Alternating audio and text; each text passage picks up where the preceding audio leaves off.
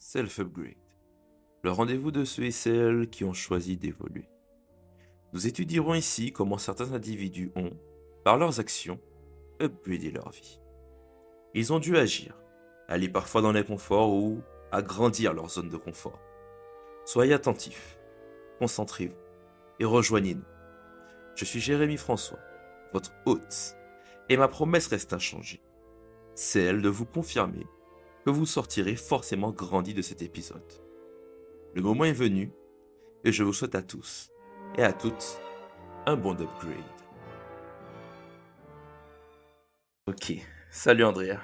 Salut, ça va? Comment, comment tu vas? Ça va bien et toi? Nice one, ça va, ça va. Je suis très content de te recevoir aujourd'hui sur le podcast parce que je sais que tu es de passage, que tu as un Oui. agenda qui est ce qu'il est, et donc du coup, je suis bien content qu'on ait pu avoir le temps de discuter aujourd'hui parce que je suis sûr que ton histoire est ultra intéressante. Ok, Il y a peut- moi aussi il je y a- suis super contente, merci. Merci de me Mhm. recevoir et j'ai hâte qu'on aborde tous les sujets que tu as préparés. Parfait. Alors écoute, déjà, bon, j'ai la chance de te connaître, mais c'est pas tout le monde. Donc, est-ce que tu peux te Oh là là, présenter? Est-ce too que tu much, peux te Jérémy, too présenter? much. Est-ce que Ok, tu peux te présenter en quelques mots? ok, alors moi c'est Andrea Lunga Mbuyamba. Je suis d'origine congolaise, née en France et grandi en France et je me suis installée en Côte d'Ivoire depuis 1 an et demi. Donc j'ai fait mes études dans un parcours d'école de commerce. À la suite de ce parcours-là, j'ai fait 4 ans, 4 ans en cabinet de conseil. En parallèle de cela, j'ai été très active dans le milieu associatif et entrepreneurial afro à Paris. Depuis, j'ai commencé, on va dire, en 2017. Quoique bien avant cela, en rentrant, enfin après mon bac, en fait, je me suis vraiment rendu compte que il y avait un trou dans mon histoire personnelle, que je connaissais pas si bien mes origines que ça. Enfin, que certes, j'ai toujours vécu dans une communauté congolaise en France, donc j'ai toujours été proche de ma culture de par nos événements familiaux, même la cuisine, la musique. Mais je me suis rendu compte que c'était pas assez parce que très vite en grandissant, j'ai j'ai découvert que je ne savais pas en fait tout ce qui se passait au Congo, qu'il y avait un génocide masqué, tout ça. Je l'ai un peu découvert par hasard. Et puis sous le choc, je me suis dit bon, il va falloir que vraiment je me renseigne en fait sur tout ce qu'on ne m'a pas appris en fait à l'école. Et petit à petit, j'ai commencé à voyager sur le continent africain, pas au Congo tout de suite, parce que mes parents voulaient que pour la première fois ce soit avec eux. Et c'était assez compliqué à organiser. Mais comme je suis impatiente, donc j'ai commencé à voyager seule. D'abord en Afrique du Sud, je suis allée faire un stage. J'ai essayé de convaincre mes parents de me laisser partir. Ils ont dit oui. Et puis là-bas, en fait, je pense que c'est tout un cheminement qui a commencé où, quand je devais faire une thèse pour l'école, je la faisais sur un sujet qui avait un lien avec le développement économique du continent. Après ça, je suis allée au Ghana avec une association qui s'appelait Idaya et le but c'était de mieux comprendre en fait le panafricanisme, d'intégrer la notion d'Ubuntu dans l'entrepreneuriat et puis aussi d'échanger avec des jeunes, soit du continent, soit de la diaspora. Donc de ce voyage-là est né Pan African Stories que j'avais cofondé avec Iden Lida et puis pendant 3 belles années. On a parcouru en fait le continent et la diaspora à la recherche d'histoire pour mieux comprendre l'histoire du continent africain, mais à travers le récit des gens, parce qu'on se rendait compte, et ça c'était au Ghana quand on s'est rencontrés, on se rendait compte qu'en écoutant un parcours de vie, tu faisais le lien avec l'histoire d'un pays, tu faisais le lien en fait avec la culture, enfin la culture de certains peuples, tu faisais le lien avec plein de choses et c'est très enrichissant ce que tu peux apprendre de la vie et du récit d'une personne. Et donc on a voulu retranscrire ça avec cette plateforme qu'on a fait pendant 3 ans où on a aussi créé un vernissage itinérant parce que dans notre réflexion, on se disait que c'était l'art en fait qui a toujours permis de relier la jeunesse du continent à la jeunesse de la diaspora, donc les arts. Et bah, c'est vrai, quand j'ai commencé, bah, j'ai dit que mon premier lien que j'avais avec mon pays, c'était par la cuisine, c'était par les événements, les fêtes, la musique, etc. Donc c'est toujours au final les arts qui nous a permis de maintenir ce lien, même si il y a il peut y avoir beaucoup de distance euh, qui peut même devenir culturelle entre le continent et la diaspora finalement, mais que voilà, grâce à ça, en fait, on a utilisé ça pour renforcer en fait les liens et notre vision, c'était vraiment reconnecter la jeunesse et la diaspora à travers les histoires. Donc ça, c'était en parallèle de mon travail en cabinet. J'étais très actif avec Pan African Stories. Aujourd'hui, le projet il va se transformer en livre et il va poursuivre sa route différemment. Mais entre-temps, voilà, moi, petit à petit, j'ai nourri l'envie et le projet de travailler en Afrique très vite, très vite, de par toutes mes activités, de par mes rêves. Mes rêves devenaient de plus en plus panafricains, avec l'envie d'avoir un impact d'avoir un impact en fait sur le rayonnement du continent, que ce soit de loin ou, enfin, de près ou de loin. Mais très vite, en fait, voilà, c'était comme ça qu'on me taguait dans la famille, c'était Andrea Afrique. Donc, voilà, petit à petit, c'était juste une question de timing, d'être prêt et tout. Et quand j'ai eu l'opportunité au sein de mon travail, donc là j'avais changé de cabinet, j'étais chez Accenture. Donc quand j'ai eu l'opportunité de changer de mission, je me suis dit il faut que je profite d'être dans une boîte internationale pour essayer déjà d'avoir un pied sur le continent, même si j'y suis pas encore. Donc là j'étais de plus en plus dans une démarche de retour. Ça c'était dès 2010, enfin non 2020, où j'étais de plus en plus dans une démarche de retour. Donc j'étais en mission avec des filiales d'un grand groupe sur le continent africain. Donc pareil, ma curiosité encore, elle augmentait de plus en plus.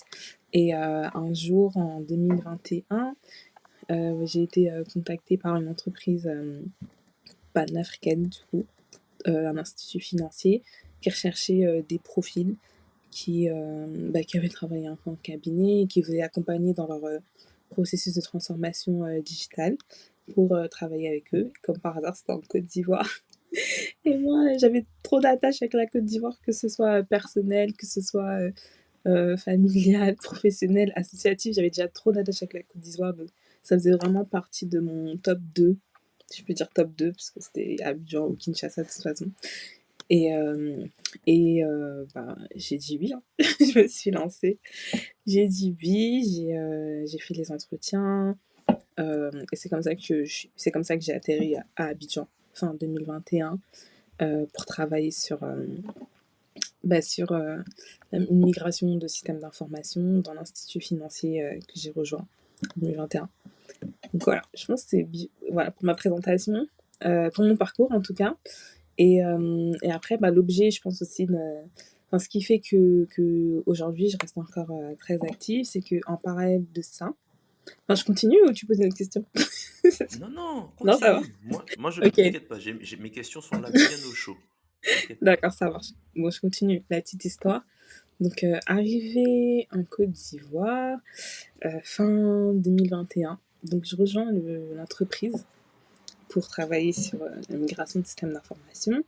Et j'avais la charge de plusieurs chantiers en fait du projet.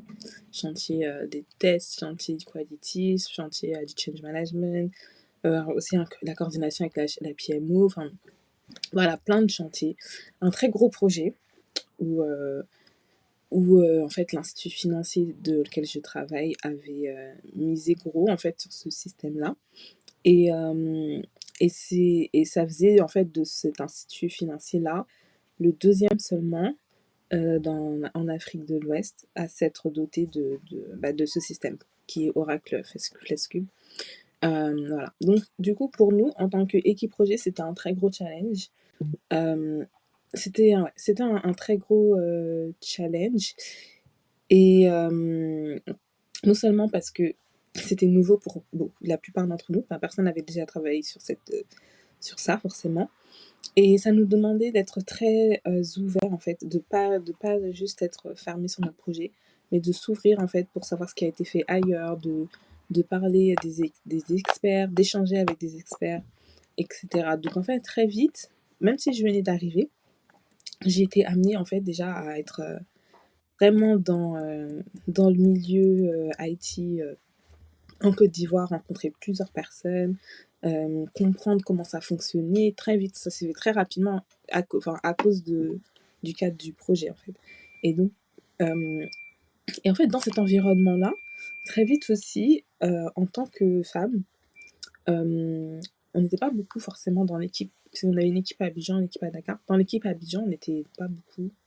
Et très vite, en fait, je me suis aussi, enfin, je parle de nous, en fait, en tant que femme, on s'est très vite sentie, bon, je dirais pas seule, mais en tant que femme, quand même, si, un peu. C'est-à-dire que on sent que ce sont des milieux qui sont hyper masculins. Et alors que on a autant de légitimité que les hommes, en fait, sur ces projets, voire plus, même parfois, en fait. Et donc, et en plus, on n'est pas les deux, enfin, toutes les deux, on n'était pas techniques, on était vraiment en gestion de projet.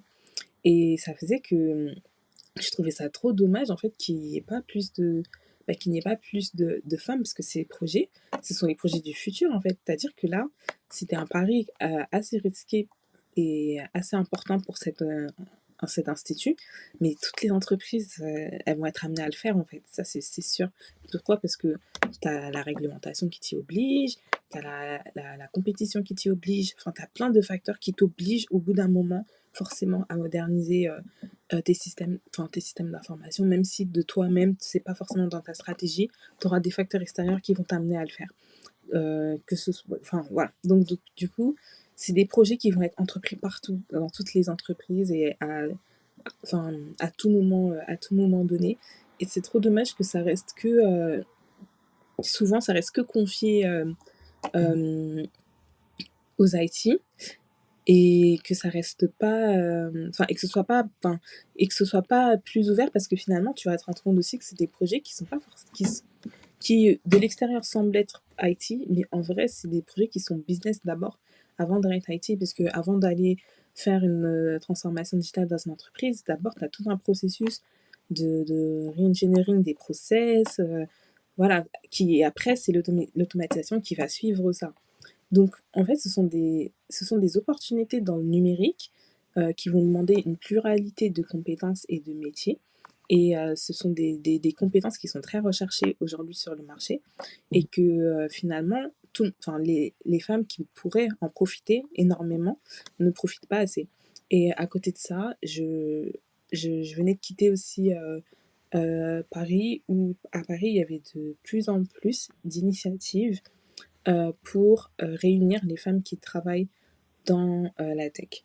Et là, je pense à la journée de la femme digitale et je pense aussi à Social Builder. Et même côté UK et même côté State, eux, ils vont encore plus loin. Tu as des réseaux de Black Women in Tech et tout. Et de loin, enfin, voir ça de loin, je voyais déjà en fait la puissance du réseau, comment ça pouvait empower en fait des femmes comme nous qui travaillent dans ces secteurs-là. Et en plus de ça, voilà, je savais déjà que, enfin, je je faisais beaucoup de recherches sur l'écosystème tech parce que ça m'intéresse, ça me passionnait de plus en plus de mieux comprendre, enfin de comprendre tout ça, de comprendre aussi l'univers des startups en Côte d'Ivoire, enfin vraiment la tech ivoirienne commençait vraiment de plus en plus à m'intéresser. Je voulais aussi planifier mes next steps et j'ai commencé à faire des recherches et c'était difficile, je trouve, de trouver des recherches alors que finalement, bon, la tech, non, non, on est censé être partout sur Internet. C'est pas comme dans d'autres secteurs où voilà, si t'as des, enfin, déjà, pour moi, une entreprise qui est dans la tech et qui a pas de site Internet, c'est un peu bizarre. Donc, mais pourtant, je voyais Mm. plein d'initiatives, plein de projets qui étaient entrepris, mais je savais pas trop où ça en était, je voyais pas les sites Internet, etc. Je trouvais qu'il y avait pas vraiment un endroit qui centralisait toutes les ressources pour quelqu'un qui veut vraiment, enfin, qui vient vraiment d'intégrer le milieu, soit parce qu'il s'est reconverti, soit parce il vient d'arriver dans un écosystème ou quoi. Et donc, j'ai voulu en fait écrire un guide pour juste peut-être c'était un peu pour en même temps, c'est pour le fun, en même temps, c'était pour, je me disais qu'il servira à une autre personne. Donc c'était dans cette optique-là, j'ai commencé à écrire ça. J'ai écrit ça dans mon temps libre, dès que je pouvais. Aussi parfois quand on faisait des nocturnes au travail, parce que voilà, les techniciens avaient encore beaucoup de travail et tout, alors que nous, équipe projet, on avait déjà terminé entre guillemets toute la coordination de la journée. Donc la nuit, on était là pour les soutenir, mais j'avais un peu de temps. Donc ça veut dire que et j'ai impliqué beaucoup mes collègues, pardon, parce que mes collègues ils ont énormément de connaissances, surtout dans le projet sur lequel je travaillais. On avait tellement de profils. Du coup, j'avais tellement de savoir-faire autour de moi. Et en échangeant avec tout le monde, ça nourrissait encore plus mes idées, le guide. Et puis petit à petit, ben, un jour, ils m'ont poussé à lancer quelque chose parce que j'étais là, j'écrivais, mais je sortais rien. Je sortais rien. Et c'est comme ça que est sorti en fait le concept Abidjanaise Intake. Donc, des, de, voilà, du besoin d'avoir aussi un network Women in Tech en Côte d'Ivoire, pour moi, mais pour toutes les femmes. Parce que même dans les rencontres que je faisais, j'avais quand même rencontré deux, trois autres femmes comme ça qui travaillent aussi dans des entreprises tech en Côte d'Ivoire. Et à chaque fois, je trouvais leur parcours vraiment impressionnant. Et je trouvais leur parcours vraiment impressionnant. Mais c'est pas forcément celle que tu vas voir dans toutes les conférences, parce il y a 10 000 conférences à Abidjan, il y en a tout le temps sur les sujets tech et tout. Ouais. En plus, c'était un peu trendy 2021, 2022, 2023, c'est un peu trendy, donc t'en as plein. Mais c'est toujours très masculin, masculin. Alors qu'en fait, tu vas avoir des conférenciers que tu vas voir dans ces conférences-là. Mais en fait, toi, tu peux en rencontrer dans le cadre de ton travail. Tu peux rencontrer des femmes comme ça qui ont énormément de choses à transmettre. Et tu te dis, mais en fait, elle devrait être aussi à cette conférence-là. Donc, bref, donc de ce besoin-là est né Abidjanaise Tech. Au début, pas forcément tout de suite avec tout ce que c'est maintenant. Et je pense que là, on pourra parler après vraiment de comment ça s'est transformé en ça. Mais au début, c'était plus une vision, on va dire. Voilà, c'était plus, j'ai plus lancé une vision. Voilà. J'ai onboardé une copine.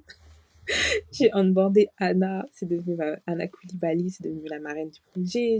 J'ai onboardé mes copines, Shahine, Fifi, après Sophie. Enfin, vraiment, je les ai onboardées. On est devenu un collectif de femmes qui sont passionnées euh, de technologie. Et puis petit à petit, donc je travaillais avec la sœur d'un ami qui s'appelle Ella. Donc on a commencé petit à petit à nourrir la plateforme iGenes in Tech avec des recherches, des choses qu'on avait envie de partager en tant que femme en fait dans le secteur de la technologie en Côte d'Ivoire. Donc on a commencé à nourrir le Instagram en fait avec cette idée, mais c'était vraiment une vision. C'est-à-dire que même la vidéo de lancement, la campagne de lancement qu'on a fait, c'était autour d'une vision. Je suis une Abidjanaise de la tech. Donc c'était vraiment une vision, un lifestyle qu'on voulait créer. Et en fait, petit à petit, quand les gens commençaient à nous suivre et à nous demander en fait des choses, c'est comme ça que petit à petit, enfin, l'idée s'est affinée, faire quelque chose de plus concret avec une proposition de valeur claire, un positionnement clair, des objectifs clairs. Mais au début, quand c'est sorti, c'était un concept, c'était une vision, et ça venait de ce besoin-là, on va dire. Ok, Donc voilà, ça c'est ok, pour la ok, ok. présentation. Non, mais c'est bien nice, c'est ultra complet. Et on voit que tu. Déjà, j'ai noté tellement de questions là. Là, déjà. Déjà, j'ai une question pour toi. Ok. Quand tu arrives, quand arrives à Abidjan, est-ce que c'est la première fois que tu y vas pour travailler ou pas, ou tu étais déjà allé en vacances ou autre avant? Ok, alors, j'ai été allée en vacances Ok. plusieurs fois. Donc je connaissais Abidjan en vacances. Je connaissais le Ah. Abidjan et doux. Ah. Ok. Mais vraiment pour travailler, y vivre avec le quotidien de la vie janaise et tout, ça je connaissais pas trop. Je le connaissais parce qu'on m'en parlait. Je connaissais parce que j'ai des amis qui sont allés avant moi. Mhm. Je connaissais parce que j'ai mon entourage et tout, enfin, vraiment, je connais des gens qui sont allés avant moi, et cetera. Mais de moi-même, j'avais pas encore, vécu vraiment sur le continent, à part quand j'étais allée en Afrique du Sud pendant 6 mois. Mais bon, il y a beaucoup de gens qui vont dire: «Ouais, l'Afrique du Sud, c'est pas l'Afrique». Bon, je sais pas. Ouais, ouais, Pour ouais, c'est très mais bon, subjectif. bref, autre sujet. Ouais, mais sinon, c'était la première fois, on va dire, que je vivais là-bas. Ok, Ah, par alors. contre, d'un point de vue professionnel, alors, Ouais. avec Iden, on avait organisé un vernissage. On avait déjà donc j'avais déjà une première expérience de ce que c'était, monter un petit projet, donc un événement. Ok. Et déjà, j'avais déjà vu que c'était différent dans la façon de fonctionner. Déjà, enfin, oui, déjà, tu te prépares différemment, tu prévois pas les mêmes coups. Les codes aussi sont différents. Donc j'avais vu un aperçu, mais c'était un petit Mhm. aperçu parce que c'était juste Ok. sur une soirée, quoi. Ok. Au moment où justement tu y pars pour y vivre, tu ressens quoi quand tu arrives à l'aéroport? J'étais, en même temps, j'étais super contente et en Mhm. même temps, je réalisais pas, en fait, que je venais vraiment de poser mes bagages pour de bon, heu, Mhm.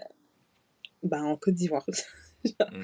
En fait, en moi-même, en me redisant la phrase dans ma tête, genre: «Andrea a quitté la France pour vivre en Côte d'Ivoire», c'était trop bizarre. Ok. C'était trop bizarre et j'avais beaucoup d'appréhension parce Ouais. qu'il y avait beaucoup de choses que je démarrais de zéro. Donc déjà, même le secteur, de la finance, c'était nouveau. Mhm. Vivre, parce que moi j'ai toujours vécu chez mes parents, donc Mhm. quitter mes parents, c'était nouveau. Enfin, il y avait tout ce lot de nouveautés, en fait, qui faisait que j'étais dans l'excitation, l'appréhension Ok. et voilà. Donc Ok. Non, non, mais super, super. Déjà bravo hein, d'être allé dans cette, je mets des guillemets, mais d'aller dans cette zone de découverte, d'inconnu et de dire, ben vas-y, je saute le pas et puis voilà. Maintenant, par contre, tu as dit des mais en choses. même temps, Vas-y, vas-y. pardon, juste en même temps, ça me faisait pas peur parce Ok. que je me suis toujours dit, en fait, je pense que c'est cet état d'esprit, le mindset, c'est super important. Parce que des fois, Mhm. ce qui va vraiment faire la différence entre une personne qui va oser faire des choses et celle qui ne va pas oser, des fois, c'est Mhm. pas grand-chose, c'est juste le mindset. Et moi, Ok. comme le mindset, il était déjà débloqué parce que je me dis, bah, si ça marche pas, je rentre, c'est tout. Je paye un billet d'avion et je rentre. Exact. Et quand tu as ce mindset-là, bah, en fait, tu peux faire tout Mhm. ce que tu veux parce que tu sais que si ça marche pas, tu rentres. Tu Exactement. vois pas les choses comme des échecs, tu vois plus les choses comme des leçons. Mhm. Et voilà. Alors que je sais qu'il y a d'autres personnes vraiment, enfin, avant que je parte, ils étaient waouh, Hmm. tu pars et tout. Enfin, ça les impressionnait et ils disaient Ouais. que eux, ils pourraient jamais faire ça. Alors qu'en fait, ben, tu payes ton billet d'avion, tu vas, si ça marche pas, tu rentres. Ben oui, c'est vrai que c'est pas, faut relativiser, comme je dis souvent, Ouais. en entrepreneuriat ou en business, tu joues pas ta vie, je mets des guillemets, t'es pas là, il y a Et- pas, tu Mm, vas pas mourir, quoi, tu vois? Donc, je suis bon. d'accord. Mm. Ok. Alors, tu as dit des choses. Là, tu as dit plein de choses, là, tout à l'heure, là. Et là, j'ai noté des choses. Moi, je note, hein. Tu as dit à un moment, euh, qu'en fait, en tout cas, de ce que tu as vu, que les femmes ne profitent pas des opportunités du numérique. Ok. D'après toi, pourquoi? Bah, je pense qu'il y a plusieurs facteurs. Euh, Déjà, c'est un écosystème où il y a beaucoup de choses qui fonctionnent par réseau, Mhm. où les opportunités, elles sont pas forcément toutes visibles. Tu auras pas tout sur un portail internet. C'est comme les jobs. Souvent, quand tu as des offres d'emploi, Mhm. c'est peut-être parce que c'est la dernière option que la RH va mettre l'offre en ligne.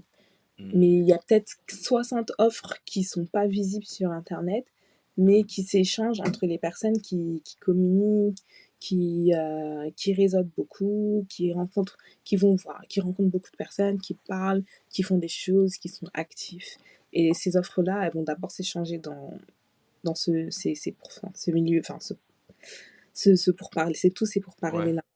Ok. Et c'est un peu la même chose, en fait, dans le digital. C'est-à-dire que je sais pas, proposer à une entreprise de les rencontrer. Et puis quand je vais les voir, en fait, je vais dire ce que je fais, ils vont me dire ce qu'ils font. Et puis là, il y aura des idées qui vont s'échanger. Et puis là, hop, bah, tu as une opportunité. C'est comme OK. et c'est comme ça. Et OK, du coup, OK. si t'es pas quelqu'un qui, bah, si t'es pas quelqu'un qui réseaute beaucoup, bah, déjà, tu pourras pas, en fait, chercher toutes ces opportunités-là. Donc tu as moins d'opportunités et souvent souvent, il y a plusieurs facteurs qui font que les femmes vont moins réseauter, on va dire. Tu as le syndrome de l'imposteur. Moi aussi, je l'ai, hein.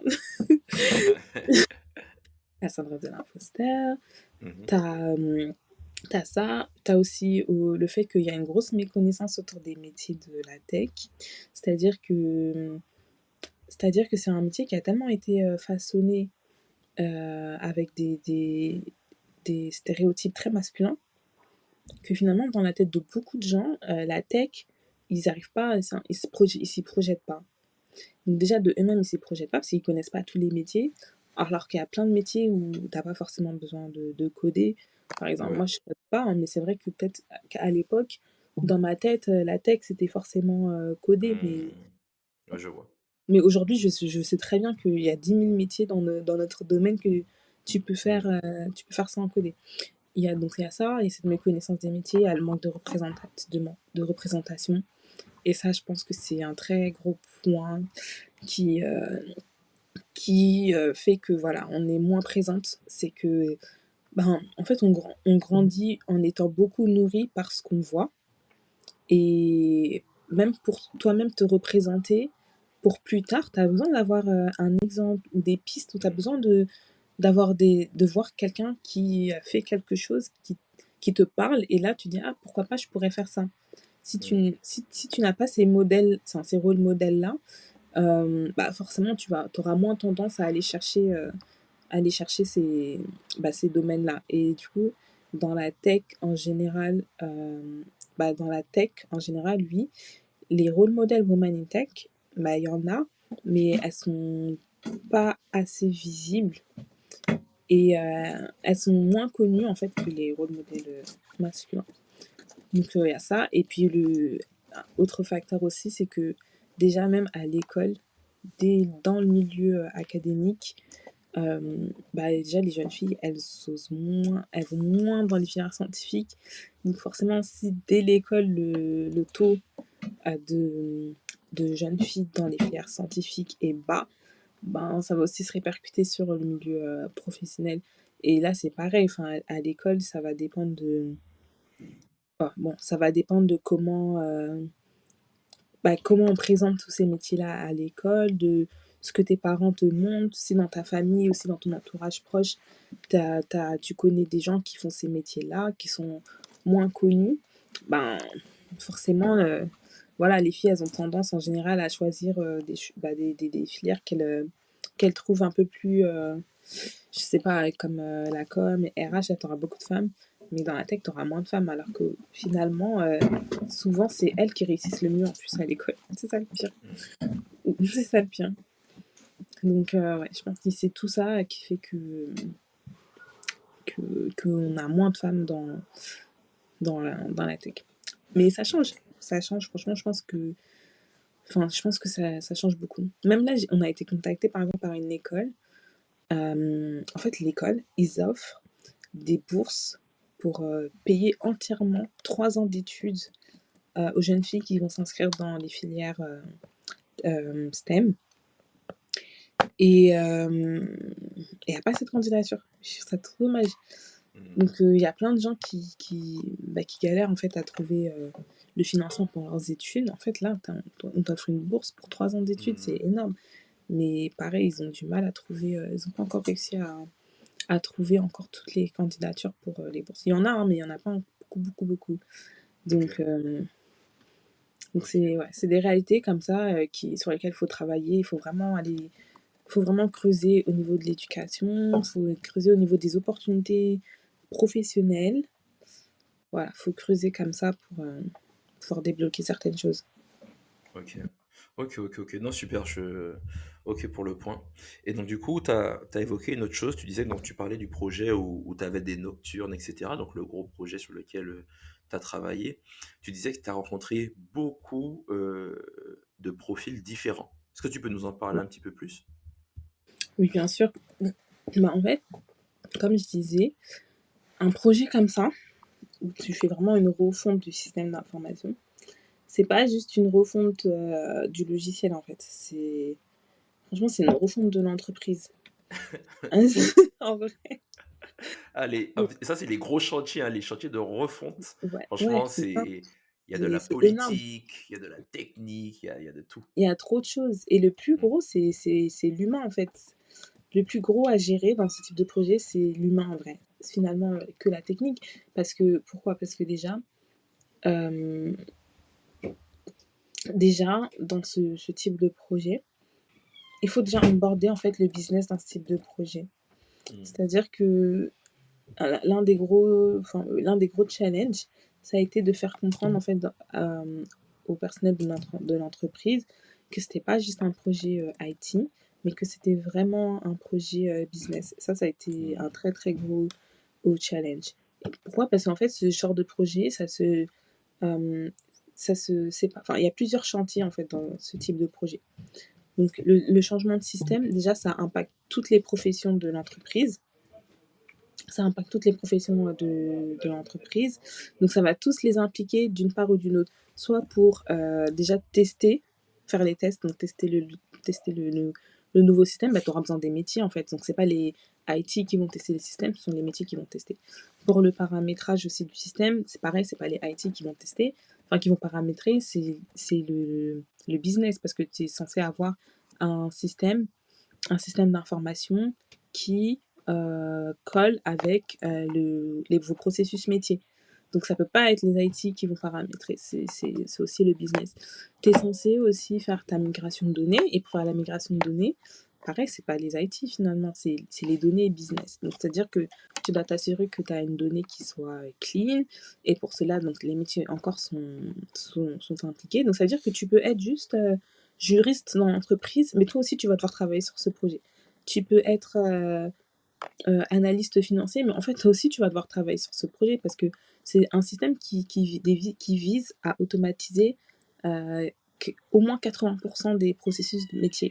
Donc, c'est-à-dire que tout le monde va devoir, en fait, travailler sur ce type de projet pour être sûr que le système final, en fait, bah, matche bien avec le processus métier. Tu vas avoir la conduite du changement, donc c'est-à-dire que ça, pour la conduite du changement, tu vas devoir former tu vas former tout le personnel. Donc là encore, donc nous on était dans un système bancaire, donc on avait des agences, donc on avait front office et back office. Donc en fait finalement même le front office il se retrouve aussi à travailler sur ce système puisqu'ils doivent ils doivent tester le système. Si maintenant entre-temps tu as les IT qui ont besoin de faire des opérations, de faire les fins de journée, etc., bah, ils doivent attendre, donc ils doivent rester eux aussi dans Mm. les agences, donc eux aussi ils peuvent pas rentrer chez eux. Ils doivent Mm. ensuite ils doivent ensuite retravailler, il faut faire les tests, donc les tests de connexion, et là il faut que tout le monde se connecte en même temps. Si on te dit le test c'est à 3 heures du mat, t'as pas le choix. Donc bref, c'est des gros projets Ouais. où en fait finalement on a tous les métiers qui sont concernés. Donc, Mm. et en plus de ça, c'est même pas que l'entreprise, parce que tu as le fournisseur de la solution, tu as les intégrateurs, ça dépend. Parfois, le fournisseur peut être intégrateur, parfois non. Donc, nous, on avait, fournisseur n'était pas intégrateur, donc fournisseur, Mhm. c'était Oracle. Les intégrateurs, c'était un cabinet, euh, en plus, c'était pas un cabinet francophone, c'était un cabinet anglophone.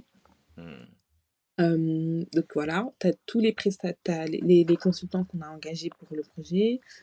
Tu as aussi, voilà, donc tu changes de système, mais avant ton nouveau système, tu avais déjà plein d'autres prestataires Ouais. avec qui travailler et tout. Donc tout cela, faut les interfacer. Donc il faut aussi qu'ils soient intégrés dedans. Bon, bref. Donc en fait, c'est ce genre de projet, tu es en contact avec tous les métiers et pas que tech, D'accord. du coup. Ok. Ok, ok, ok, super. Du coup, ouais, on disait, donc, tu as lancé Pan African Stories il y a quelques temps avec ton ami. Tu disais que maintenant, ça va devenir un livre. Juste sur Pan African Stories, avant qu'on passe sur, du coup, Abidjan Tech, mais ce projet-là, il t'a permis, en tout cas avec le recul que tu as maintenant, de développer quel type de compétences? Parce que, alors, attends, pourquoi je te pose Aucune la question? défense. Mm. Ouais, pourquoi je te pose la question? C'est parce que je vois que, en tout cas, en général, en tout cas, avec les gens avec qui je discute, monter un projet, c'est l'une des meilleures façons d'apprendre, mais d'apprendre de fou. Donc toi, Ouais. qu'est-ce que tu as appris en lançant Pan African Stories? Franchement, c'est une super bonne question parce que je pense que j'ai vraiment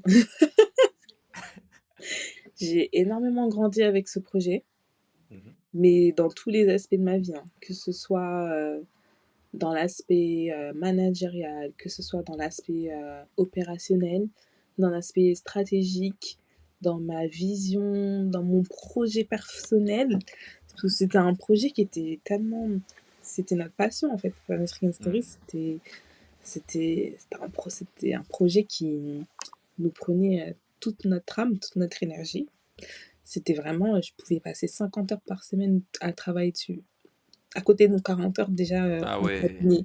Ouais. ok, Mais ouais, parce qu'il y avait énormément de choses à faire. Et puis, c'est un projet qu'on a fait beaucoup en test and learn, c'est-à-dire que on faisait des choses, on lançait, ça marchait, on refaisait, on apprenait.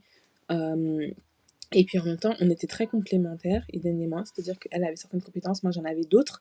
Mais ok, il nous manquait, je pense, une troisième personne qui allait, avec plus de maturité, je pense, enfin, pour l'aspect vraiment comment développer le projet, mais d'un point de vue, peut-être avoir plus d'apports financiers, on va dire, qui nous aurait d'accord, permis déjà parce qu'on faisait tout nous-mêmes. Vraiment, on faisait tout nous-mêmes. Que ce soit organiser les événements, c'était nous. Que ce soit trouver les personnes, faire les interviews, filmer, monter, retranscrire, tout. On faisait vraiment tout. Euh, et ça demandait énormément de temps et d'énergie. Et du coup, humainement, bah, tu apprends beaucoup parce que c'était un projet où c'était une association, donc tu travailles avec des bénévoles, donc tu t'adaptes aux bénévoles, mais en même temps, tu es contraint par, par ce bénévolat. Tu es contraint financièrement, en même temps, tu as plein d'idées, mais tu te rends compte qu'avoir des idées, c'est pas tout. Voilà, il faut derrière que tes idées se transforment en objectifs SMART. Et c'est là que tu t'apprends vraiment la notion de SMART quand tu es mhm, dans ce type de projet parce que tu dis que tu peux fixer des objectifs, tu peux avoir des idées, mais il faut vraiment que ce soit mesuré, que ce soit réalisable. Je sais plus c'est quoi toutes les lettres, mais tu apprends vraiment cette mhm, notion-là en fait de cadrage. Tu apprends à prioriser parce que tu te rends compte aussi que tu peux pas tout faire, tu peux pas oui, tu peux pas tout faire. Tu apprends aussi sur tes limites parce que voilà, souvent dans les projets comme ça, chacun donne de soi à sa façon et tu apprends beaucoup aussi à toi, quelles sont tes propres limites et tu apprends aussi mhm, à respecter les limites des autres. mhm, Voilà.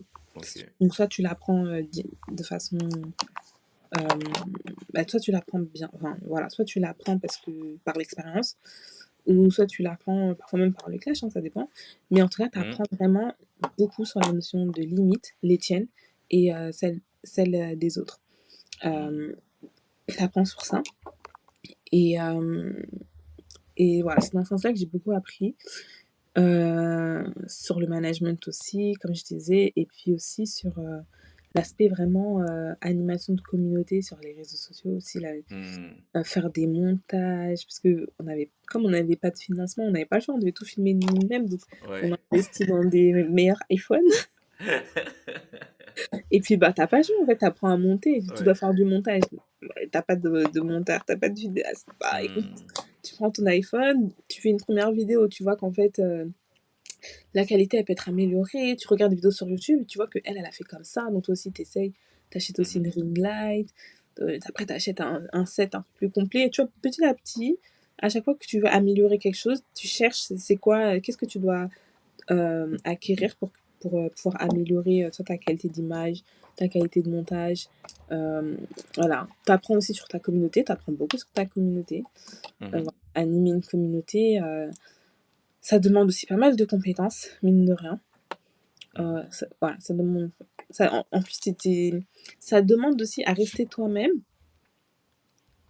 mais quand même à processiser un peu ton animation de communauté. Donc, tu as tous ces éléments-là qu'on a beaucoup peaufiné avec le temps sur le projet. Et, et après, bah, c'est très enrichissant, hein. Honnêtement, la page, bon, on a été très contraint par Instagram aussi. Ok. Tu apprends beaucoup aussi la nécessité d'avoir des canaux propres parce qu'on est passé, mine de rien, d'un projet où, nous on racontait des histoires de fond. C'est-à-dire qu'on pouvait avoir, des interviews où tu as par exemple Hamza Boukaré qui est un grand historien, qui va te raconter des choses, mais enfin, sur l'histoire de l'Afrique, ça peut pas tenir en 2 minutes. Donc, c'est-à-dire qu'on avait un format de vidéo au début, déjà ça nous faisait mal au cœur parce qu'on passait tellement de temps avec les storytellers, on passait peut-être 2 heures avec eux, mais on était obligé de commencer à 9 minutes pour les réseaux sociaux. Et après, Hmm. Instagram a décidé de faire... Non, au début, il n'y avait pas encore les 10 minutes, donc c'était assez large, donc on allait jusqu'à 15 minutes, 16 minutes. Puis après, Instagram a décidé de couper les vidéos à 10 minutes. Donc là, c'était encore Hmm. une contrainte pour nous. Donc on a Ouais. dû apprendre à faire des vidéos de 10 minutes. Et après, on est passé au format des réels. Ça nous a mis une claque. Comment est-ce qu'on fait, nous, médias qui racontons des histoires, pour... Et puis, c'était pas trop ça, les podcasts à l'époque.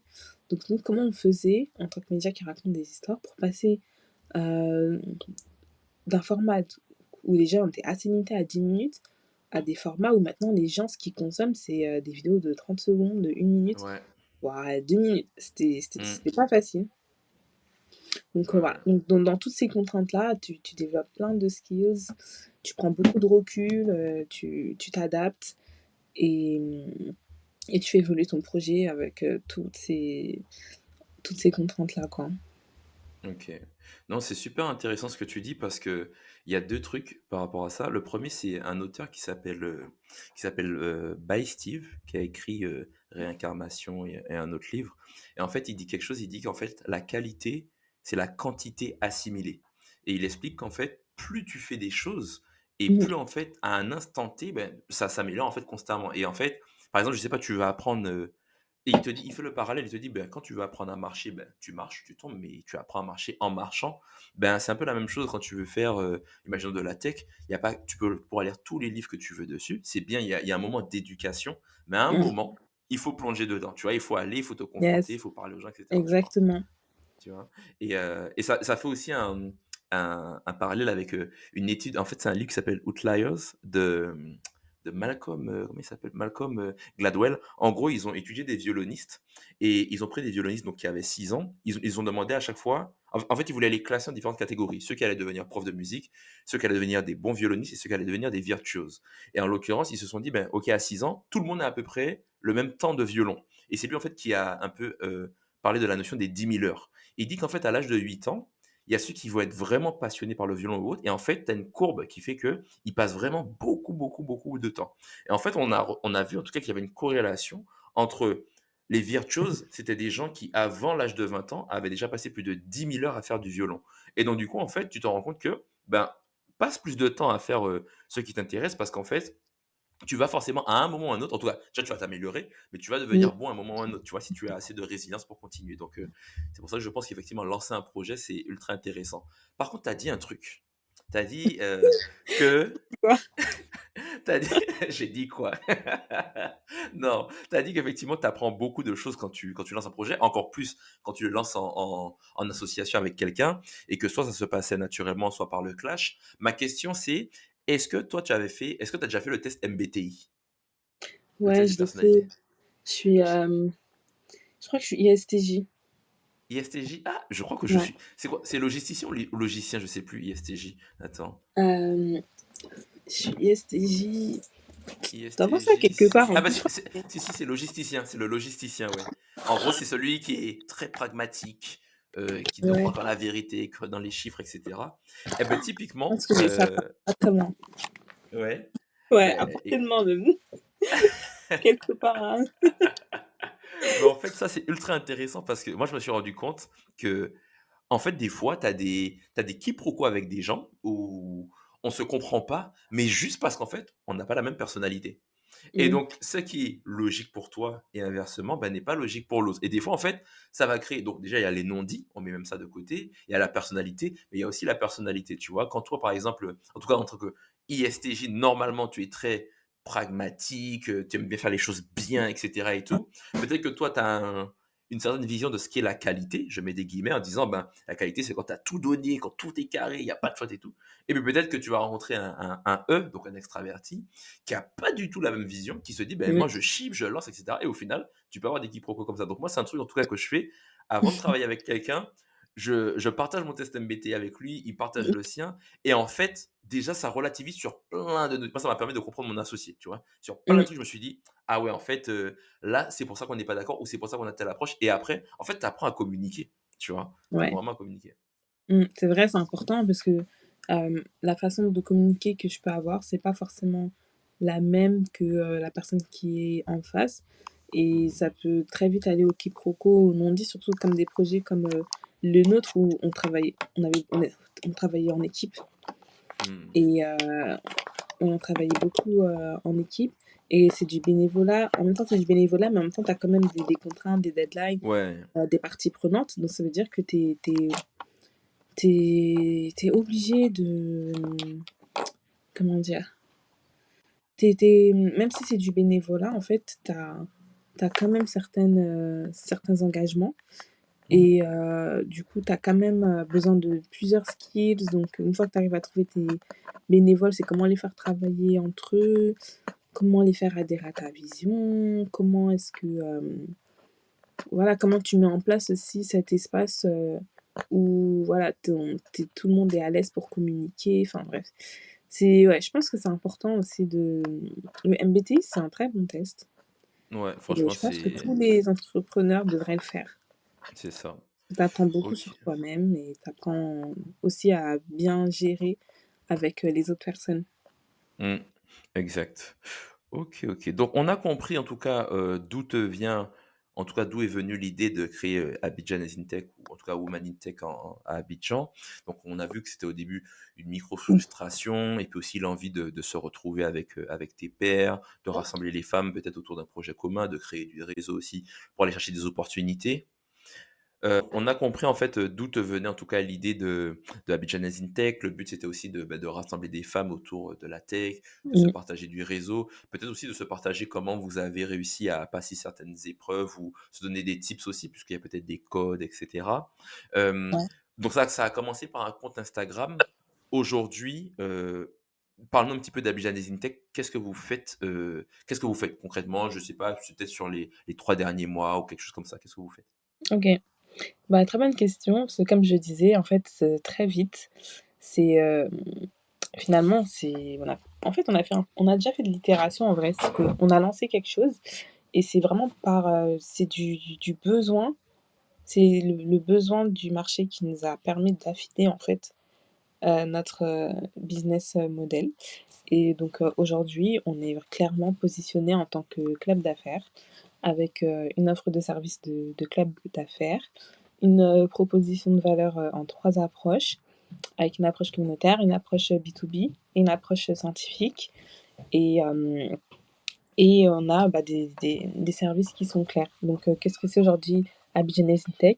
C'est donc, un club d'affaires qui veut permettre, aux femmes de se rassembler pour pouvoir créer des opportunités, échanger, entre elles, donc, et s'outiller. Donc, inspirer, connecter et outiller les femmes pour qu'elles saisissent toutes les opportunités, dans la tech en Côte d'Ivoire et on veut que tous les grands projets de transformation de la Côte d'Ivoire incluent des femmes dans le digital. OK, non, mais c'est nice, Donc c'est très, voilà, c'est très, très très, très bien. clair. Ouais, OK. donc on s'est vraiment positionné sur, la partie affaires. Pourquoi? Mmh. Parce que, bah, on a parlé tout à l'heure de plusieurs, freins, obstacles et tout. Donc un des obstacles déjà, c'était tout ce qui était méconnaissance, formation, conversion. Donc je trouve qu'il y a déjà de très bons acteurs en Côte d'Ivoire qui forment même spécifiquement les femmes, telles que DigiFemme par exemple, le Mmh. Centre de Marée de Lumière par exemple. On a aussi, Dynamique Excellence qui sont vraiment axés sur ça et qui le font très bien. Et on partage beaucoup d'ailleurs ce qu'ils font. Et nous, le but, c'est pas ça, c'est vraiment plus dans la partie, création d'opportunités. Parce qu'on s'est rendu compte que ce qu'on sait faire, c'est qu'on sait mettre en avant, heu, les femmes, les profils. On sait, faire des mises en relation et on sait accompagner aussi. Donc c'était très logique pour nous, de se positionner en tant que club d'affaires parce que très vite, par exemple, sur le projet, il y a des entreprises qui ont commencé à nous contacter pour nous dire que voilà, nous, on organise, un événement, voilà, on organise un événement sur, le product management. C'était un des premiers acteurs qui nous avait contactés et dans nos événements, c'est super intéressant et effectivement, c'est très, très intéressant. C'est même des événements où les gens ont accès en fait à des personnes qu'ils ont pas forcément l'habitude de voir tous les jours et tout. Mais on me disait que c'était dommage qu'il y avait pas assez de femmes qui s'inscrivaient. Donc sur, 40 personnes, il pouvait avoir que 2 femmes au dernier événement et OK. voilà.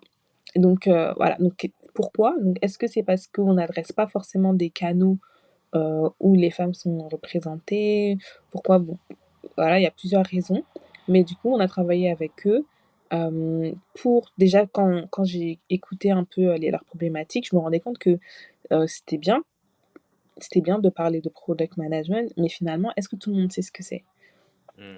Tout le monde ne sait pas forcément, ce que c'est. Donc déjà, la première étape, c'était, comment on va faire un contenu qui va permettre, d'expliquer ce que c'est, mais de façon assez, attractive pour que, voilà, ça attire la curiosité, que, voilà, qu'on fasse comprendre, en fait, aux femmes que c'est des métiers qu'elles peuvent faire beaucoup plus facilement, par exemple, Mmh. que d'autres métiers dans la tech, surtout si elles sont intéressées.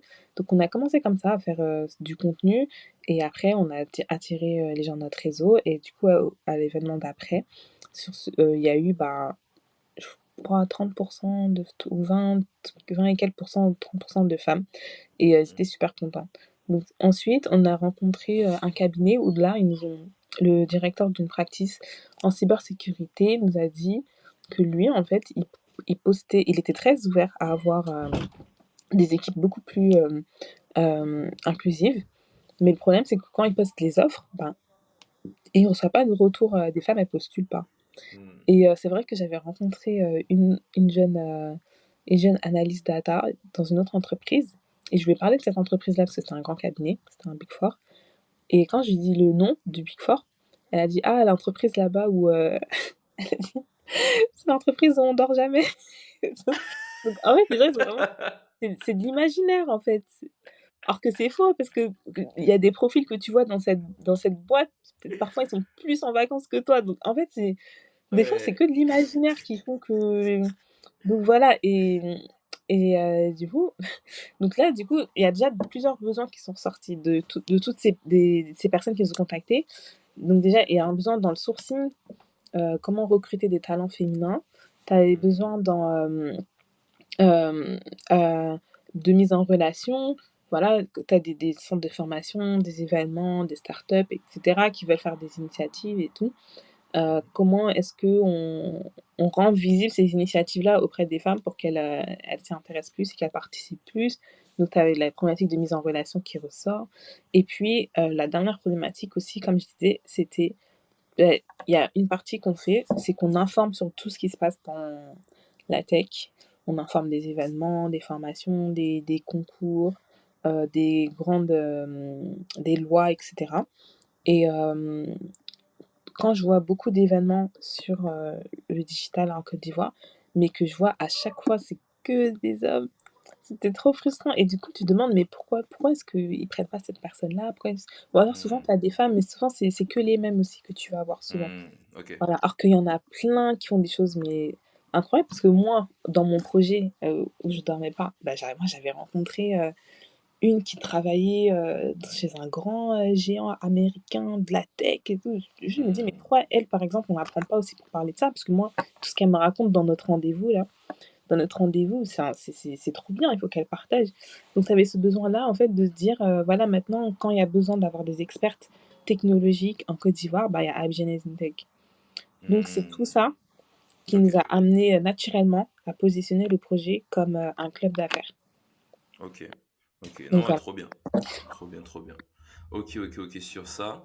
Donc ouais, comme tu dis, vous avez fait, déjà pas mal d'itérations. Comme tu parlais aussi, tu disais que, les c'est les besoins en tout cas qui vous vous adaptez un peu aux demandes, vous essayez de voir et puis en tout cas de modeler le projet par rapport à la demande quoi, puisque c'est intéressant de toujours le marché a toujours raison, donc autant s'adapter à ça. Ma question maintenant c'est, donc ton ambition elle est assez claire. Tu disais effectivement, c'est qu'il y ait au moins en tout cas, il y ait des femmes dans les gros projets qui ont lieu à Abidjan, que la visibilité en tout cas des femmes, dans la tech ou dans ces différents projets-là, elle soit augmentée. Est-ce que ton but, c'est de conquérir Abidjan ou la Côte d'Ivoire ou l'Afrique ou le monde entier avec Abidjan Tech? Très bonne question. En plus, j'allais te reprendre quand tu as dit Abidjan, parce que c'est vrai que le Ah, projet s'appelle Abidjanaise InTech, mais on va dire Abidjanaise InTech, c'est un lifestyle, on va dire. Parce que pour OK. moi, l'Abidjanaise, elle est pas forcément, c'est pas forcément l'Ivoirienne qui vit à Abidjan. Déjà, OK. moi-même, je suis même pas Ivoirienne. Je suis pas Ivoirienne. C'est Mmh. vraiment un lifestyle. C'est comme quand on dit la Parisienne, et pendant longtemps, tu as eu l'image d'une certaine Parisienne qui était voilà, qui était stéréotypée parisienne. Mais en fait, finalement, tu te rends compte que derrière la parisienne, tu as plein de profils. Et Abidjan, franchement, c'est pareil. Derrière l'abidjanaise, tu as vraiment des abidjanaises qui viennent de tout horizon, Mmh. ouais, qui viennent de tout horizon et qui œuvrent de près ou de loin. Donc, c'est-à-dire que même voilà, une personne qui vit à Paris, qui travaille dans une entreprise en lien avec la Côte d'Ivoire, qui a ses intérêts pour la tech ivoirienne, pour moi, je la considère aussi comme une Abidjanaise in-tech. Et le nom, il vient vraiment de l'envie de positionner, d'un point de vue international, Abidjan sur la carte des capitales tech. Voilà, que vraiment, quand on parle de capitale tech, on pense pas juste à certaines capitales voilà, européennes ou quoi, on est aussi à Abidjan. On se dit que voilà, Abidjan, ou Afrique anglophone, hein, parce qu'en Afrique anglophone, ils sont plus avancés et tout, mais que aussi en Afrique francophone, quand on pense tech, on puisse penser à Abidjan. Et je pense que c'est une volonté qui est partagée par plein d'acteurs de l'écosystème. Aujourd'hui, on veut vraiment faire connaître la tech ivoire et vraiment faire connaître les talents de la tech ivoire. Et c'est pour ça aussi que Abidjanaise in Tech s'appelle Abidjanaise in Tech, mais en fait, finalement, le mouvement, il transcende les frontières. Et c'était un peu le message en faisant l'événement à Paris, c'était de dire que voilà, le digital transcende les frontières. On a un objectif, c'est d'unir les femmes pour qu'il y ait une inclusion renforcée dans la tech en Côte d'Ivoire. Quelle synergie on crée avec le monde entier, là, en l'occurrence, c'était Paris, pour atteindre cet objectif-là. Donc voilà, OK. donc c'est-à-dire que le jour où j'ai quelqu'un qui me dit je veux être une ambassadrice et monter un chapitre dans telle ville, ok, good. OK. Non, non, trop bien, trop bien. Donc Et donc ambition sans frontières. non, mais c'est tout ce qu'il faut et même c'est tout ce que je vous souhaite, pardon, parce que je trouve que c'est ultra important, et en plus, le pire, c'est que déjà pour avoir fait et je pense que toi aussi pour avoir alors, je vais parler de ma vision très subjective, mais pour avoir fait d'autres secteurs, je trouvais déjà que ça manquait de diversité. C'est-à-dire que tu voyais les mêmes personnes, des mêmes écoles, des mêmes milieux. Ensuite, je suis arrivé dans la tech, donc il y a à peu près 6 7 ans. Heu, c'est dans la tech que j'ai vu qu'il y avait de la diversité, pour moi. C'est-à-dire que c'est là que j'ai vu des gens où on les faisait, par exemple, venir, soit du Maghreb ou autre, qui venaient travailler ici. On regarde pas à quoi tu ressembles, on te fait même tes papiers, tu Ouais, travailles, tu es dans la tech, tu es très bien. C'est dans la tech que j'ai vu ça. J'ai vu des mecs avec, les gars avaient leurs locks, franchement les devs, c'est ils vrai. étaient là. C'est dans la tech que j'ai vu ça, tu vois? Ensuite, j'ai fait les startups, j'ai vu aussi la diversité, mais ça dépend de la responsabilité parce qu'il y a diversité et diversité. Tu peux avoir beaucoup de diversité, mais est-ce que tu as de la diversité à des postes de responsabilité? C'est différent aussi, tu vois? Il y a ça. Mm, Et donc, du coup, moi, je me dis franchement, la tech, en tout cas, je trouve que c'est un milieu où tes compétences, parce que logiquement, normalement, ton taf, c'est tes compétences et à quoi tu ressembles, etc. Je trouve quand même que dans la tech, on regarde un peu moins ton apparence que dans d'autres milieux. Mais ça, c'est ma c'est vision vrai. subjective. Je ne sais pas si toi, tu as la même vision, ou toi, tu as eu les mêmes expériences, tu vois. Moi, c'est ce que j'ai vu. Dans la tech, franchement, Mm, à partir du moment où tu es compétent, tu fais ton taf, quoi, et puis ça se passe bien, et puis tu montes et ça va très vite, quoi. mm. Non, je suis d'accord, hein. Je suis Mmh. d'accord jusqu'à ce que, bah, plus tu montes en grade et Mmh. plus ça prend de l'importance, on va dire. Mmh. Mais non, je suis OK. assez d'accord, je partage la même vision, OK. je l'accepte. Alors super. Ben du coup, déjà sur donc tu es à Abidjan, comme tu l'as dit, tu as ton taf à côté, tu as Abidjanaise Intake, que tu mènes aussi, ben, d'une main de fer. Ma question, c'est comment tu gères tes journées? Et en plus, à Babi a.k.a. Abidjan, c'est peut-être pas moi, il y a tu sais, attends, je sais plus comment il s'appelle, j'ai un pote à moi, tu sais qu'est-ce qu'il m'a dit? Il m'a dit: à Abidjan, ce dont tu es sûr, c'est que rien n'est sûr». C'est ça qu'il m'a Ah! dit. On me l'a déjà dit celle-là. Donc toi, comment tu gères tes journées là-bas? Parle-nous un Ouais, petit peu de, ouais, heu, j'avais dit voilà, celle-là. allez, parle-nous de la vie pro Hem, là-bas, parle-nous de l'entrepreneuriat là-bas, parle-nous de comment tu gères les difficultés là-bas, les points positifs, parle-nous de tout ça. Bah, je pense que, premièrement, j'ai pris mon temps. Je Peut-être qu'à l'époque, j'étais un peu en mode, «Ouais, je vais aller là-bas, je vais faire ça, je vais faire ça, je vais faire ça». Alors qu'en fait, finalement, j'ai vraiment pris le temps, d'observer. J'ai beaucoup observé. Franchement, avant de lancer Abidjan Tech, il s'est quand même passé, 1 an, voire ouais, presque un peu plus de 1 an où, je vivais vraiment ma vie en tant qu'Abidjanaise, où, voilà, j'étais complètement intégrée dans la vie, bah, sur place quoi. Je parle énormément, enfin faut je pense que quand tu vas dans un pays en fait qui n'est pas le tien, c'est bien d'apprendre en fait d'écouter les histoires des gens, de bien comprendre les codes et ça demande du temps. Ça demande du temps, ça demande de l'écoute, ça demande d'être ouvert et moi pendant 1 an quand même voilà, j'étais à mon travail, bah, je sortais avec souvent mes collègues, souvent des amis, mon entourage et ça fait que tu apprends énormément de ceux qui ont fait les choses avant toi. Tu peux poser plein de questions et tu peux mieux préparer tes projets et aussi parce que tu as besoin de ce temps-là pour, ta déconstruction parce que quand tu viens d'Europe souvent, tu as tellement d'images, genre tu as tellement Mmh. d'images, préconçues déjà de comment ça se passe et en fait, quand tu arrives, en fait, tu connais rien. Genre c'est pas comme ça. Tu apprends plein de Exactement. trucs. Tu te rends compte que tu étais loin de savoir, autant de choses. Il y a Mmh. trop de choses que tu apprends parce que tu es là-bas et il y a plein de choses que tu déconstruis. Je pense que tu démystifies ton retour, au pays et tout et une fois que tu as bien compris, tout ça, je pense que là, déjà, toi-même, tu es plus armé Mmh. à entreprendre, à faire des choses parce que maintenant, toi aussi, tu connais les codes, toi aussi, tu Mmh. sais avec qui tu peux traiter, à quoi il faut faire attention et déjà, tu moins, de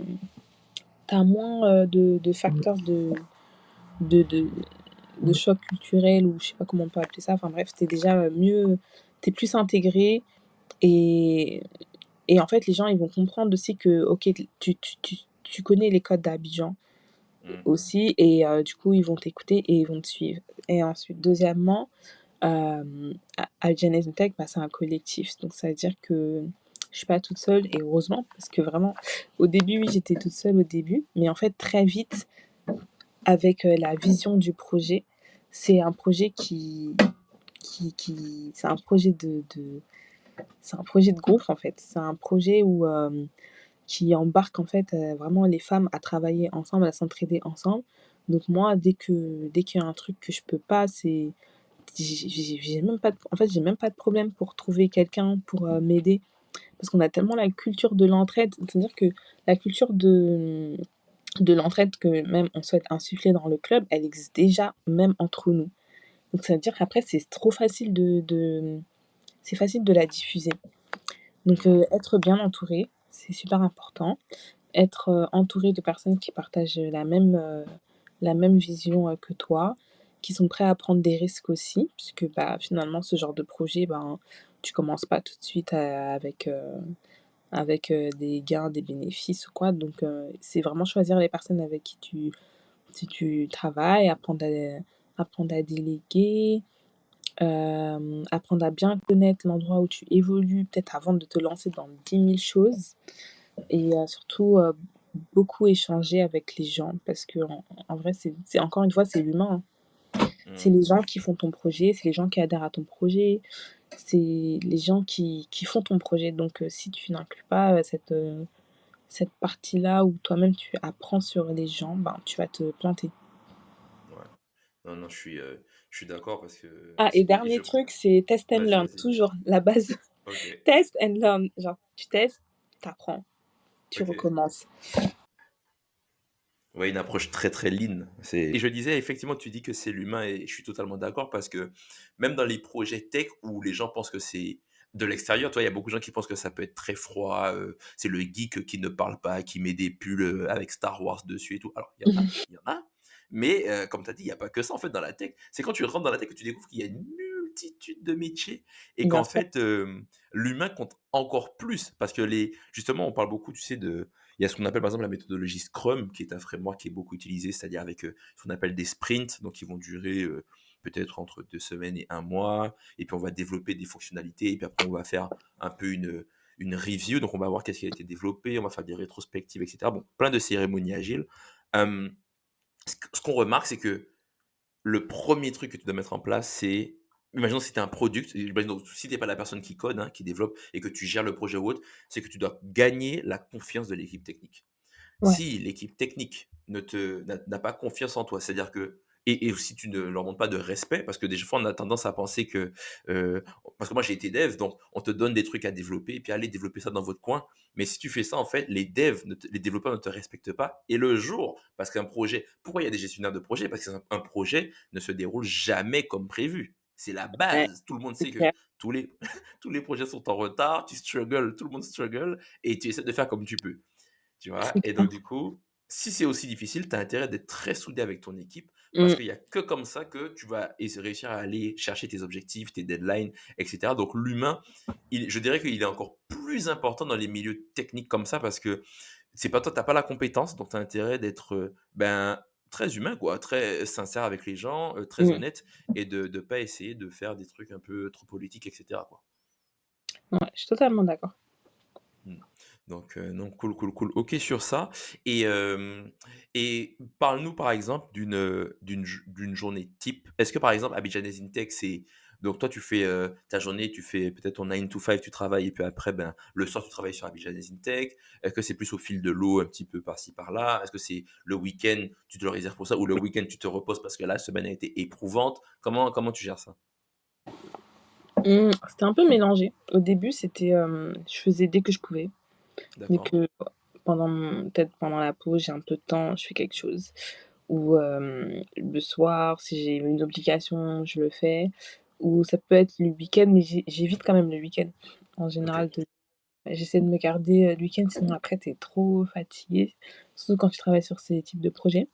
Mais, là, aujourd'hui, déjà avec, on a une meilleure organisation au niveau de l'équipe, donc je pense OK. qu'il y a beaucoup de choses qu'on va bien, répartir, entre nous et ce que je faisais sinon à l'époque avec, Ella du coup qui, m'accompagnait, sur la partie community beaucoup au début. On faisait par exemple une semaine sur 2, donc prom une semaine c'est moi qui gère et une semaine c'est elle qui gère et ça laisse à l'autre le temps de se reposer et en D'accord. fait, contrairement à d'autres projets, là sur ce projet, je prends vraiment en compte le temps de repos. Enfin, je Mmh. l'inclus même dans mes deadlines en fait.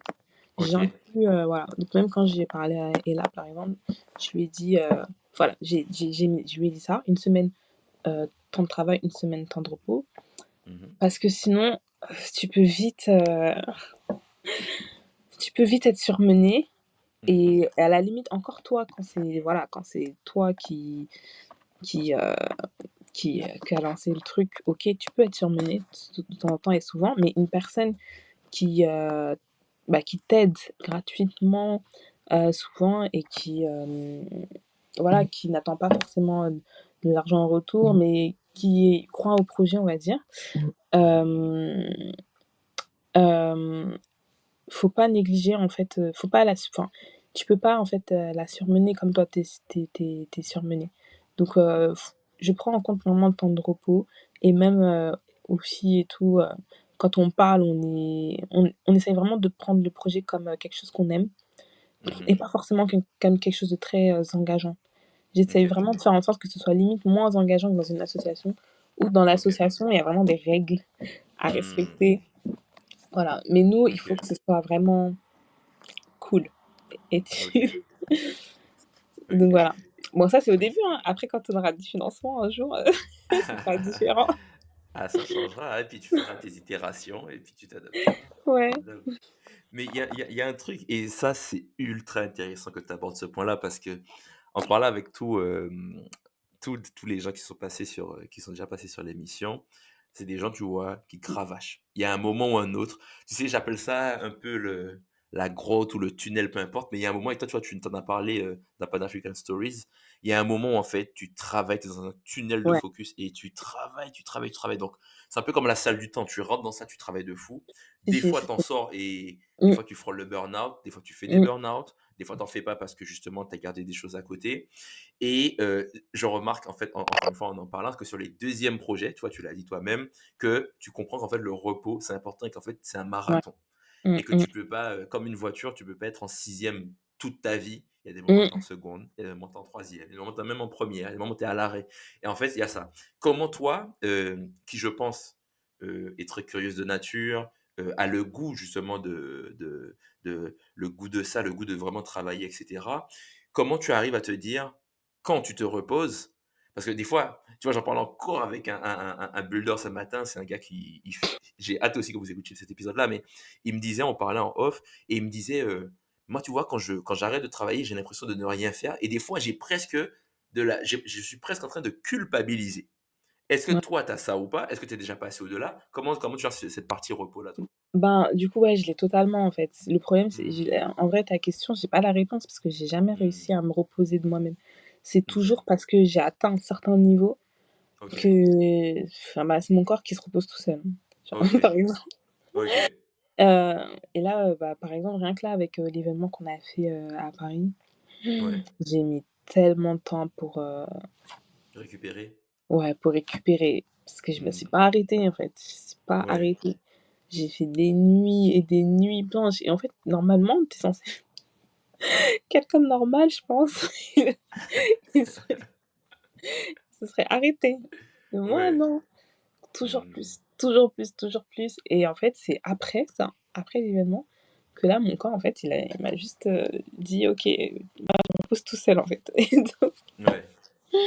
et du coup, c'est pour ça que j'essaye de en tout cas, ce que j'essaie d'appliquer avec les autres, je l'applique pas moi-même. C'est-à-dire que, Hmm. certes, avec les gens qui travaillent avec moi, je vais vraiment leur dire, «Voilà, c'est chill et cetera, faites quelque chose que vous aimez et tout».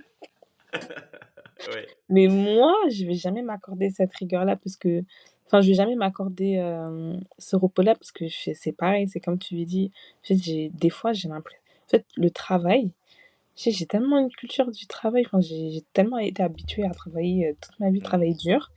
hmm, Hem, Souvent ça vient de l'éducation de mon père, mais vraiment travailler dur pour, pour vraiment atteindre ouais. ses objectifs, j'ai vraiment cette culture-là et et du coup, ben, ça fait que, oui, on a du mal, parfois à dire stop alors qu'en vrai, faut pas négliger, la santé, faut pas Hmm, négliger, on peut pas tout faire, on n'est pas des super, human hmm, et et ouais, donc du coup, j'ai pas la réponse à ta question parce que j'ai pas encore je sais pas comment faire justement pour, ouais. ouais. Non, Je mais pense qu'il faut juste se forcer. ouais, moi, je pense qu'il faut vraiment le time boxer, le repos. Tu vois, moi, je sais qu'avant, tu vois, à l'époque où je codais beaucoup, tu vois, des fois, je codais des 14 heures par jour, tu vois. Je codais des Ouais. 14 heures par jour et j'ai fait ça pendant longtemps. Et maintenant, tu vois, je me force à un moment ou à un autre à éteindre le PC et à faire une marche. Et en fait, tu vois, j'inclus des routines où Mmh. ça me force à sortir de chez moi, ça me force à aller faire autre chose et à couper vraiment avec le cerveau. Bien, j'appelle quelqu'un, j'appelle mes potes, j'appelle la famille, etc. Ouais, Parce que c'est vrai que déjà, on travaille tellement derrière l'écran que tu as tendance à très vite t'enfermer. Le télétravail, pour ceux qui ne savent pas gérer, bah, des fois, peut-être que au final, tu étais sur un 9 to 5, mais travailler en fait, tu te plus, retrouves ouais. sur un 9 to 9, peut-être, tu vois. Donc tu as Ouais. ça, c'est ultra important. Et puis aussi, il y a aussi un aspect. c'est que, comme tu le dis, en fait, comme c'est un marathon et comme il faut prendre du temps et cetera, je pense qu'il y a pas d'autre moyen que de le timeboxer parce que justement, comme tu dis, cette culture un peu de l'excellence, si je puis dire, en tout cas de travailler dur. Moi, en tout cas, je sais que, tu vois, à quel moment j'ai mis en place le repos, c'est quand j'ai rencontré des gens qui avaient de meilleurs résultats que moi sans travailler autant que moi. Et je me suis dit: «Ah ben peut-être que l'effet de levier, il est pas sur à quel point à quel point tu travailles fort, mais aussi, travailler intelligemment et cetera», tu vois? Et ça passe par le repos, quoi. J'ai pas grand-chose, voilà, à ajouter. Peut-être juste que je voulais, bien préciser tout à l'heure quand on a parlé de Abigenez Tech, est-ce que c'était aujourd'hui? Je voulais juste ajouter que, enfin, l'importance de l'itération et que c'est vraiment grâce à ça qu'aujourd'hui on a vraiment une offre de service qui est claire et que, même nos discussions, enfin les discussions que j'ai eues par exemple avec toi sur, la méthode de validation la validation de produits avec, un échantillon d'utilisateurs, c'est quelque chose Mmh. qui m'a beaucoup inspirée et qu'on compte vraiment utiliser. C'est-à-dire qu'aujourd'hui on avait une idée, c'était vraiment d'aller sur la masse et cetera, conquérir le marché et tout. Aujourd'hui, on est tous dans une démarche, on a un groupe de 100 femmes, un groupe Mmh. privé de 100 femmes qui ont des profils inspirants et tout autant que chacun, euh, de tout niveau, enfin de tout background et tout. Et du coup, c'est vraiment avec ces 100 femmes-là qu'on va tester nos services de club d'affaires. Mmh. Donc voilà, elles auront un espace en ligne sur une plateforme avec un job board, des programmes qu'elles pourront suivre et puis des événements où en tant que Mmh. membre, elles seront privilégiées, on va dire. OK. Voilà, et puis on va aussi se servir d'elle pour notre démarche scientifique, donc les baromètres qu'on veut faire et tout. Et c'est vraiment quand on va itérer avec elle et valider notre process avec elle Mmh. qu'ensuite on va aller inonder le marché.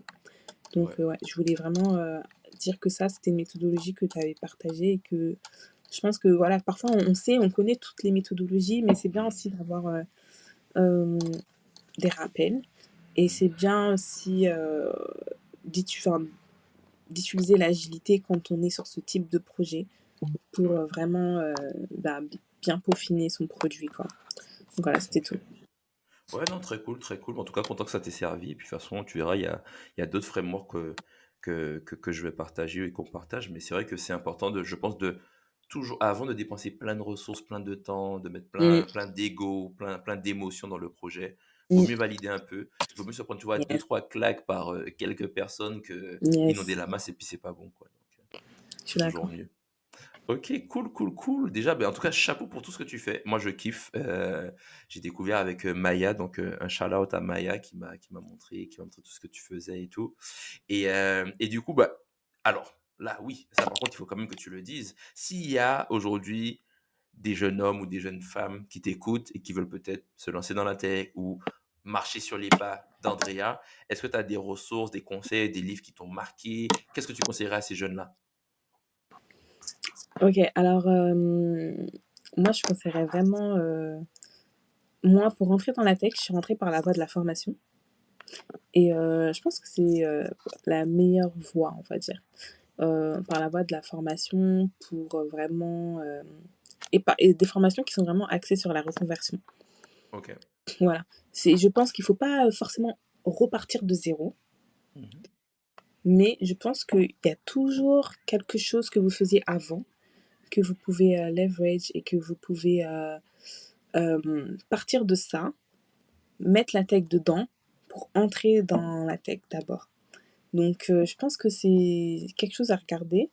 Ne pas hésiter à vraiment suivre sur les réseaux sociaux, dans les podcasts, bah, des personnes qui sont dans le domaine pour mieux comprendre ce qu'elles font, mieux comprendre aussi comment est-ce que vous pouvez vous positionner, quelle peut être votre valeur ajoutée, et qu'est-ce que vous aimez faire. Et puis après, bah, il y aura le guide Abidjan Tech, si c'est la tech ivoire qui vous intéresse, Trop bien. qui sortira bientôt. Bientôt. On croise les doigts, on t'attend, hein, parce que tu as dit bientôt. Maintenant, on Oui, moi t'attend. aussi je m'attends. Ok. Bah, du coup, où est-ce qu'on te retrouve si on veut échanger avec toi ou demander plus d'informations? Ok, donc pour échanger avec nous, pour Abidjan Tech, l'équipe, déjà on a un lien Calendly qui est vraiment free pour tout ce que vous voulez. Si c'est en savoir plus sur la tech voir, si vous voulez rencontrer des Abidjan Tech, si vous voulez faire des choses avec nous, on échange, toujours dans l'échange, on voit ce qu'on peut faire, comment on peut vous aider. Sinon, il y a le site internet. Le site internet, vous avez toutes les infos sur le projet. Et sinon, sur les réseaux sociaux, on a une newsletter aussi mensuelle. Et on a sur les réseaux sociaux, on est super actifs. Et comme ça, sur les réseaux sociaux, vous allez vraiment suivre comment notre groupe des 100 femmes, 100 women in tech vont elles pouvoir profiter en fait de nos services. Et derrière, bah, l'idée, c'est de donner envie de pouvoir inonder le marché par la suite. Donc Ok. voilà. En tout cas, super. En tout cas, merci beaucoup, Andrea, d'avoir pris le temps de passer sur le podcast. C'était un plaisir de te recevoir et de faire cet épisode avec toi. J'espère, de toute façon, que toi, ton aventure, je pense, ne fait que commencer. Donc, dans quelques années, peut-être Oui. qu'on se reverra sur ce podcast et qu'on en discutera. Il faut faire un update. En tout cas, on te souhaite Merci le beaucoup. meilleur à Abidjan ou ailleurs. Et puis, en tout Mhm. cas, à très vite alors. Merci beaucoup, Jérémy. Plaisir Salut, ciao, ciao. partagé. Ciao. Bye. Bye. J'espère que vous avez apprécié cet épisode et que vous en êtes sorti grandi. Si c'est le cas, n'hésitez pas à nous laisser un avis positif sur la plateforme d'écoute que vous utilisez. Cela nous aide beaucoup. Les liens évoqués durant cet échange sont en description de l'épisode. Ce fut un plaisir pour moi de vous accompagner durant ce moment. Je vous dis à très vite et souvenez-vous qu'il suffit d'1% d'upgrade pour évoluer.